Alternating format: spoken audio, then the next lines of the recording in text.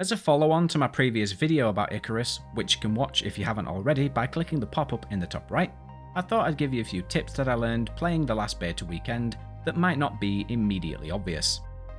Before bashing these out, remember to subscribe if you haven't already, and as always feel free to like, dislike, comment and question below, as well as any feedback or maybe some tips for me that I missed.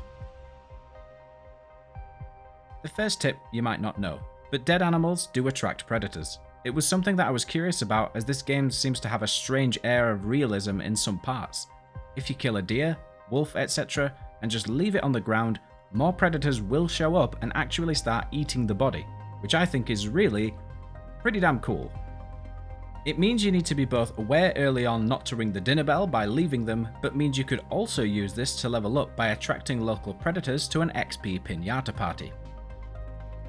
I'm unsure if this also works for bears, as when I killed a bear nothing else showed up, but maybe there were just no bears around at that point or no other predators.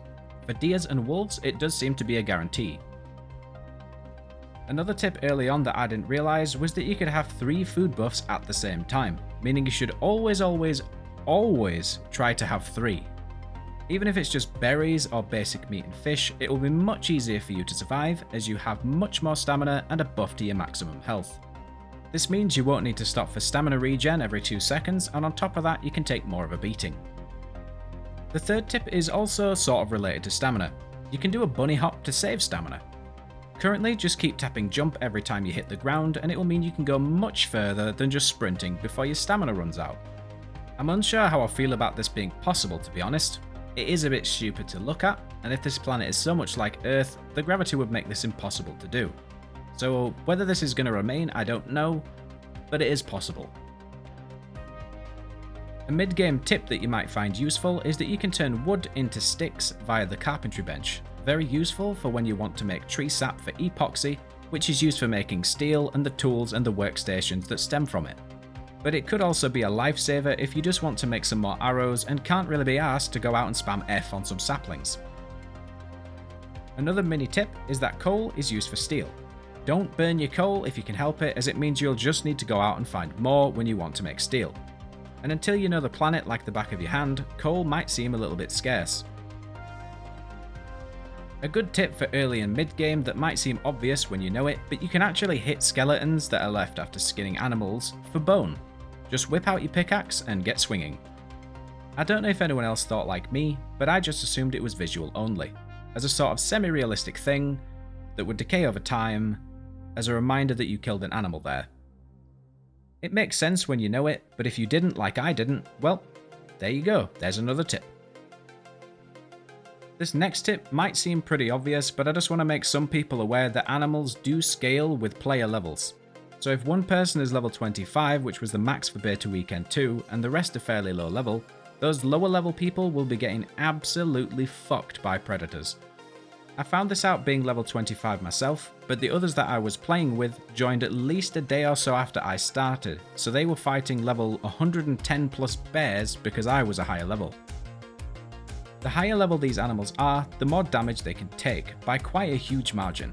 A level 110 bear, for example, will probably take around 10 arrows, maybe more, to the head with a longbow before dying, unless you have a hunting rifle. Be aware of this if you do plan on playing with friends, as I had to go and revive them a lot due to this huge increase in difficulty due to the level difference. Another pretty big tip is that currently, Bandages give 400 XP for only 40 fiber, which is insanely cheap for a huge chunk of XP.